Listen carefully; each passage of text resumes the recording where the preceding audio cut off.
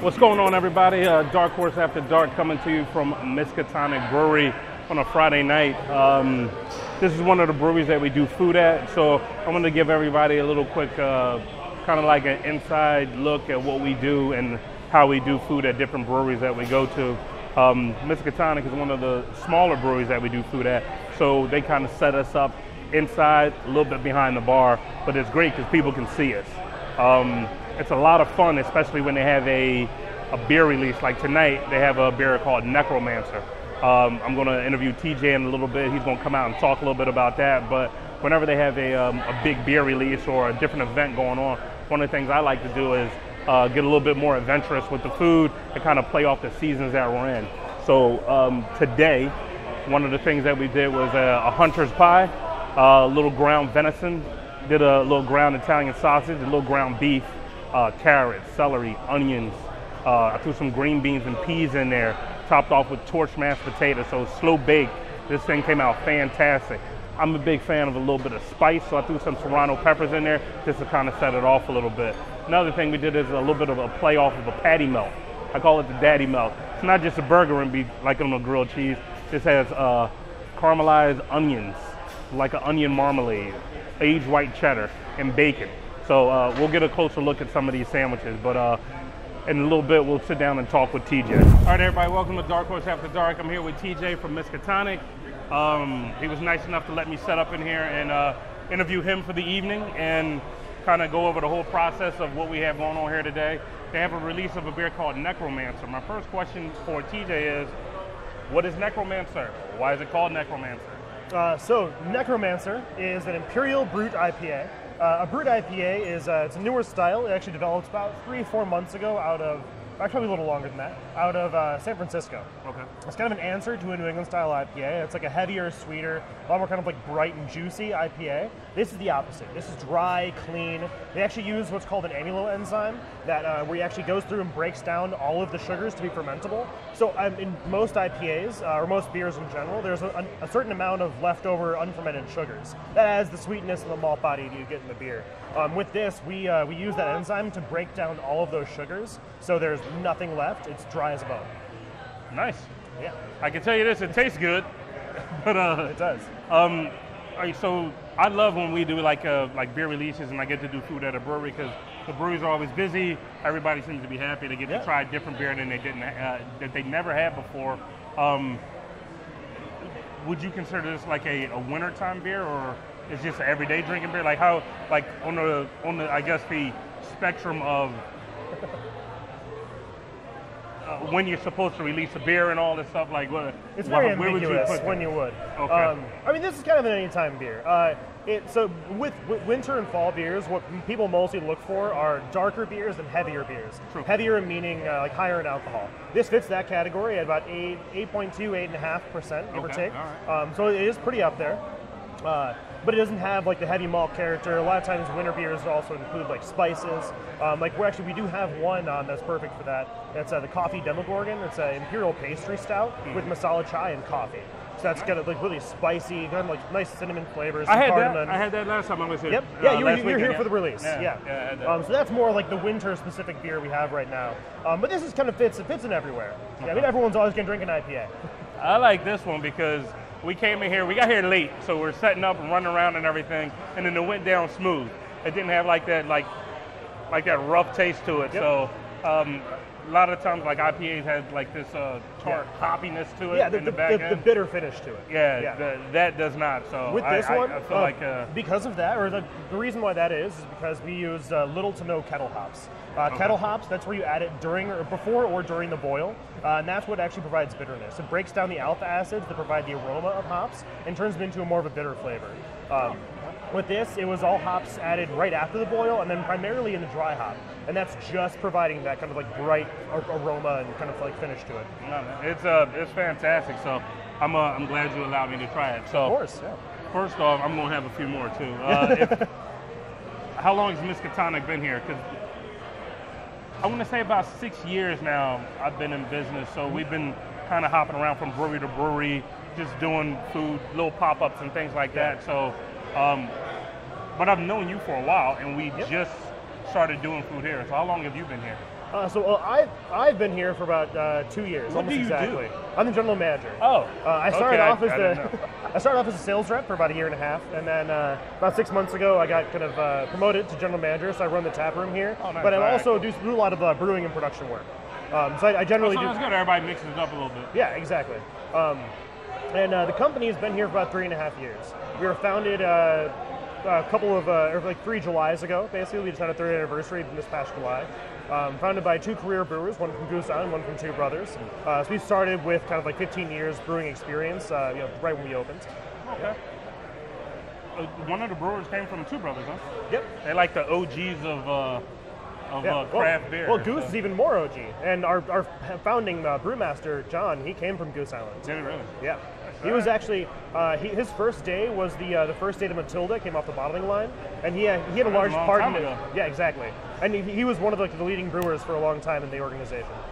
Yeah. He left just before the AV buyout. He didn't leave because of the AV buyout. He left to be to take a brewing job closer to family at Gordon Biersch in Bolingbrook. Now Rock Bottom, Bolingbrook. Yeah. All right. No, Yeah, and then Josh ran packaging at 2 brothers. Or just ran the canning line. Yeah. That's a production though. Yep. Oh man. All right, so give me a date here. This is a little bit smaller. I'd like to say more intimate. Yes. So like it's a little bit more intimate as far as like some of the other breweries that I've been to. But I think when it's that tighter, that's why the people that come out, they I mean, you guys have every time I come here, it's the same people that are, I was gonna say but it's the same people that are here every time I come here, and every now and then I call it like brewery burnout. Yeah. Sometimes you got to go to another brewery just because you get tired of seeing the same bartender, the same face. But I don't know. We've been doing food here for like 3 months. Yeah, if not longer. Yeah. It's the same people here. Yeah. Every time we come here, like I know when I put a menu out, I know what they're gonna get. Yep. It's crazy to me how We have a really great regular crowd. That says something. That's crazy. Yeah. Well, it's one thing you're saying about it being intimate is like when you're in a tap room, you're in the brewery. I mean, you're only like 50 feet away from our brew house. Yeah. When we're brewing or when Hop Butcher is brewing, you smell the grain, you smell the hops. You right now, like now, feel the heat of the of the boiler in the corner. It's hot in here. I got my hat on because my hair is a little. I didn't get a haircut, so I didn't want to, Well, I appreciate that. It's good. It's good. Well, it's a and nice it's hat, too, Miskatonic too. It's a great hat. Thank you, Charles. But like it is like you can feel the heat. Yeah. Like you said, Hop Butcher. What is? That's another brewery. Yeah, it's another brewery. What they do is called alternating proprietorships. They brew out of our space. Essentially, like lease our system and some of our tanks to make their beer. Oh, nice. Yeah, so this is our facility, but they make a lot of their beer out of our facility. And do you ever throw their stuff on tap? Or? Every once in a while on a Tuesday. We do Taco Tuesdays, where we bring in another food pop-up, Ayala's Empanadas. We have them come in, do some tacos, and then we tap like kind of their biggest release of that week. Oh, nice. Yeah. So ideally it's every other week, but their schedule got kind of like drawn out a little bit over the holidays, so now it's only once a month for a couple months. Yeah, I know about being drawn out over the holiday. That's rough, man. 5 smiling vegetarians. 5 of them? Goddamn. Got a couple orders I got to cook here, so yeah, bear with me. First question. First off, I'm making it's a Parmesan crusted grilled cheese. Ooh, sounds awesome. I like doing this. A buddy of mine was the chef at a restaurant in downtown neighborhood called Wise Boxer. Yep. His name is Mitch. Shout out Mitch. He did this awesome BLT. Yep. That was Parmesan crusted. And people went crazy for that thing. So for him, I like the Parmesan crust. This is like our vegetarian item of the night. Yeah. Mitch is not a vegetarian by any means, so he would load with a lot of meat. he would drive. This would drive him crazy, knowing it's being served for vegetarian. But he had some awesome food over there. So what I like to do every now and then, because there were a lot of people in Naperville who enjoyed his food. So if I get an opportunity to do like a derivative of something that he did, I take every opportunity to do it. So absolutely. Next question: when you guys are naming your beers, like first off, explain to me what's up with the logo. So the logo, she's a creature from H.P. Lovecraft. He's an author from the 1920s. He's an author from the 1920s. He was kind of the first like major sci-fi horror author in American literature. Right. She is a half woman, half octopus. Again, named Cecilia. The creature's called Cicalia, so Cecilia's little riff on that slightly. But yeah, so that's where we also get the name, is H.P. Lovecraft. Miskatonic is the setting of several of his stories. The Miskatonic River Valley, based, I believe, in the East Coast somewhere, I think in Massachusetts, but it's a fictional location. I was going to say, it ain't in Philadelphia. But yeah, so we took his inspiration for the name and the logo, but we're not necessarily beholden to him for the names of the beers. What's the process of when you guys are coming up with different beers? Like, how do you name them? Kind of, however. I know that really sucks, but we have a lot of beers where we have a different series where the name is. For example, Necromancer, that's part of the Sorcerer series of brewed IPAs. The first beer of that name was the Cryomancer. Mancer is like kind of like a sorcerer or wizard. The idea behind that was that the beer was sub-zero Plato. Plato's way of measuring sugar left in the beer. So it's below zero, so it's Sub-Zero from Mortal Kombat, who is the Cryomancer. So it's kind of like a way of going around that. I didn't know Sub-Zero, he was my favorite guy from Mortal Kombat, you know? No, exactly. Freezing everybody. We were actually going to name the beer his Fatality Combo, but like up, down, left punch wouldn't have been the most eloquent name of a beer. It wasn't that, but I can't remember what it was. So yeah, so that's why Necromancer's called it. Mountain King is another beer of ours. It's a hazy Norwegian IPA. That's all named after like trolls and other like monsters from Norwegian folklore. How long have you guys been doing the hazy IPAs? This is a fairly recent thing for us. We've experimented a couple of times with, we used to have a chapter IPA series. It was always kind of like rotating, changing IPAs. We just recently started kind of like doing it a lot more often. Now it's more of a popular style. Playing with different Norwegian yeast strains. The Norwegian yeast strains we use I only asked Hothead and Hornadal. Not to interrupt, I only asked that because this summer was the first time I had a hazy IPA. Yeah. It's only just become a really big thing, yeah. Okay. And where'd they originate from? The hazies? Yeah. Yeah, from out of state. Breweries like the Alchemist, Treehouse, Trillium. I'm not sure the exact development of the style, but kind of like what's called a Northeast IPA, or New England style IPA, so from around that area.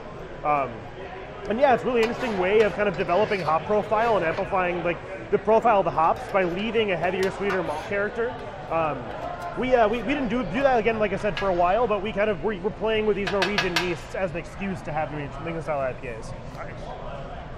Well, I like them all. So like I said, not being that big on IPAs or like the double IPAs or whatever, but the hazy IPAs and New England IPAs, they were good. But every now and then you get a good IPA that just got like that bump to it. And oh yeah, I love a really Well, I more prefer a really clean, like nice IPA. That's why brewed IPAs are actually my favorite. Okay. Yeah, Necromancer, the Imperial brews. Yeah.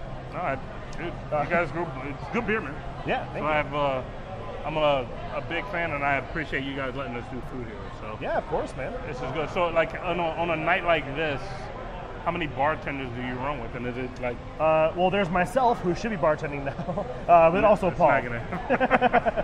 No, we caught me in a break, so I was able to step aside. All right, good. Yeah, no, usually like Paul's 2 not people. Mad at you. Oh no, Paul's great. Right. Paul's actually our lead bartender. He also does some production work with me. I like the fact that all you guys get in and mix it up a little bit. And yeah. That's always cool. Exactly. Because I figure the more everybody knows, the more they get to stand behind the product. Exactly. Nice, well-rounded, experienced employee. Cross-training is always good, and then you get people who they're here because they like beer. Exactly. Not just because they get paid. They're also here 'cause they enjoy That's beer. That's kind of like the base requirement for somebody working here is liking beer. Do you like beer? Yeah. You're hired. Exactly. Right here we got. This is the Chupa Cabra. Oh, awesome. Great name in itself.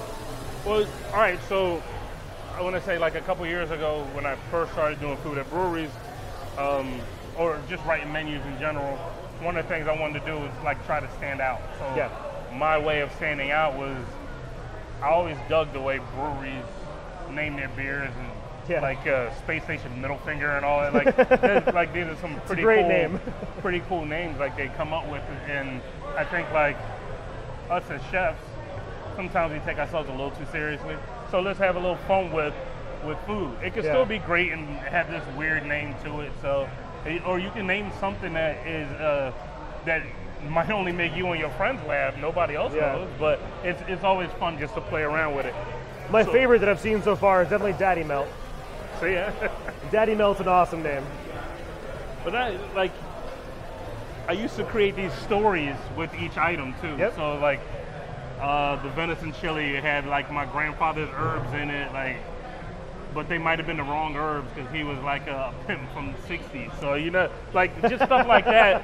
You're telling the story, but people don't, you know. No, everything he has he wasn't a pimp from the '60s though. It was more like the '80s. So. Yeah. No, everything has a story. Food, beer, everything. Because the tacos, I love messing around with like different tacos. So like working in like kitchens all my life, whenever the guys would get together, make staff meal and stuff like that, you knew it was going to be good. Yeah, so, for sure. Especially if they got a hold of all your avocados and everything. It's like, but just slow roasted meats, and then you tack on just some of their little sauces, and it's so simple. Yeah. But it's the low and slow technique that they use that I really like, you know. Got it. Having such a busy night, it's great. You want crab cakes? Let me make you some crab cakes. I would love a crab cake. I'll make you some crab cakes. I like Old Bay in my crab cakes. I love Old Bay. Me too. I like the fact that I think it's an underutilized seasoning in seafood. It absolutely is. Not the more crab cake, not the more Old Bay, the better. It's just one of those things like you throw it in there, it ain't gonna hurt nobody. So I figure having.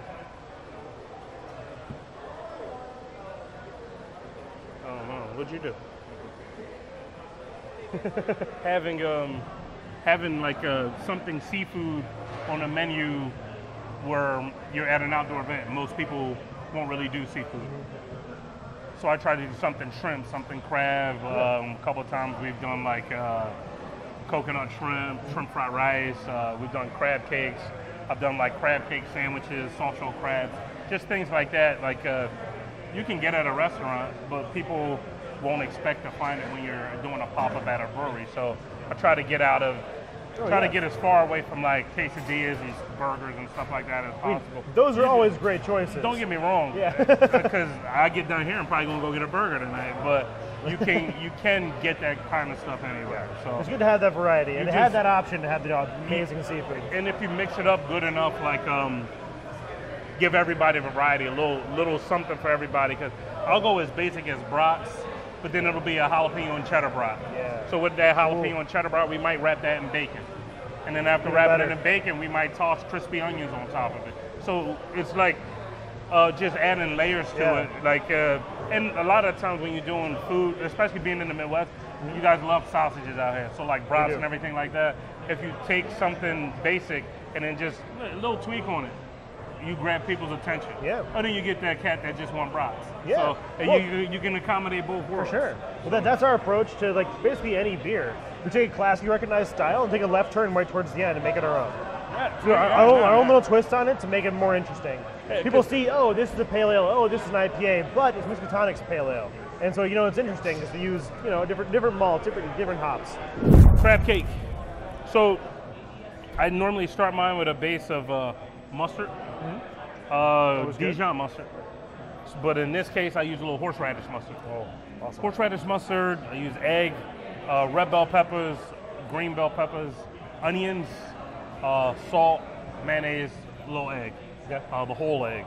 Mix everything up, a little seasoned breadcrumb, jumbo lump crab meat, claw crab meat, and just kind of mix everything all together.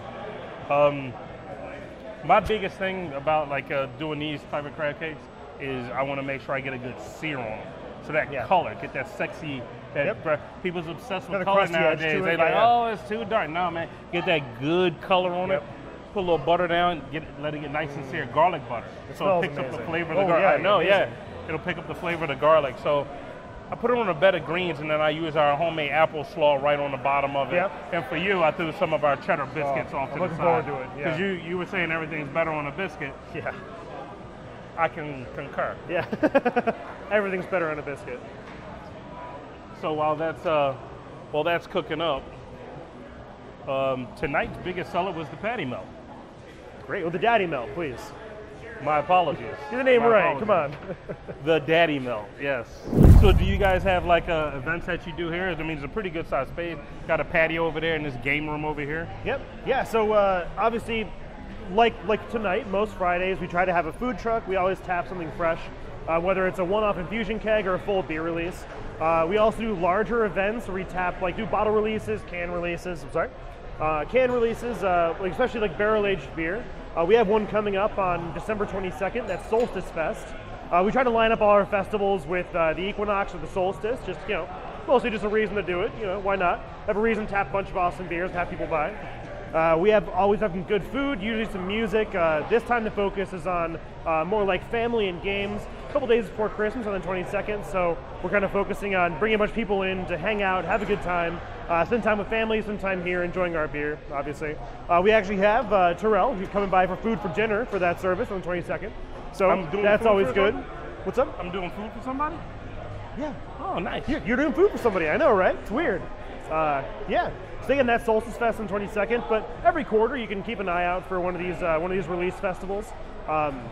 Also, kind of around the calendar. Besides that, we do a lot of stuff. We also do private events in our barrel cellar in the other room there. We always open it up for these larger tapping festivals, and obviously private events. Weddings. We've had meetings there from Argonne across the road. Really anything. Yeah, we're always open. We do have a larger setup than a lot of other tap rooms with our inner tap room as well. The bar area plus more of like a seating area. Always family friendly, food friendly, pet friendly. That's the color, baby. It is. See that? Oh yeah. That's sex on a crab cake right there. Sex on crab cakes. That should be the next name of your crab cakes. Right there, that is mixed greens with our homemade pickle slaw. Ooh. These are the cheddar biscuits. Cut them in half, a little butter, awesome. Sear them up real nice. And here come those crazy crab cakes, buddy. You gotta get that color in them. And then, ooh, what's that? That's the Kreole mustard, my friend. Oh, awesome. And this is all you. Well, fuck yeah. Enjoy that, man. I will. I'm just gonna watch. Like when you're eating dinner and your dog is staring at your face. Oh. It's good, right? That is really good. Yeah, it came out good. It's light. Like, you kind of breaks apart in your mouth, but the sear holds it all together. And then really good. Get a mix of everything. Get a little slaw, yeah. Get a little crab, get a little biscuit. The biscuit's good. I mean, it ties everything together. It's good biscuit. Good. Crab cakes and biscuits don't necessarily need to go together, but well, why not? If you like just eating, just get down on it. It's more the slaw. The slaw especially adds a lot of texture to it. Yeah. Yeah, a little crunchy. Mm-hmm. Going through it. Oh, with that the crab meat, the Dijon base you did. Ooh, yeah, really good. They're fun to do, man. And the crust on the outside. That's the biggie. You got to get a good sear on them good things. Exactly. You know? I remember when I was working at Sullivan's, like we would mix it and not break the crab up, so you have like these big, beautiful lumps in the crab cake, and that's great. But when you're like when you actually like get in there and mix it up real good, that's a whole different game. Yeah, it spreads everything out. Well, equal distribution of flavor. Actually, a really good beer to go with this would be our year-round IPA, Wise Fool. What's it called? Wise Fool.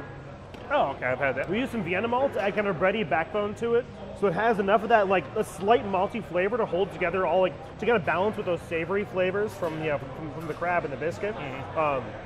But also a little bit of not quite like pepper, but a little bit kind of like spice, especially in the Creole mustard. Yeah. Kind of goes well with the light hoppy flavor we have with that beer.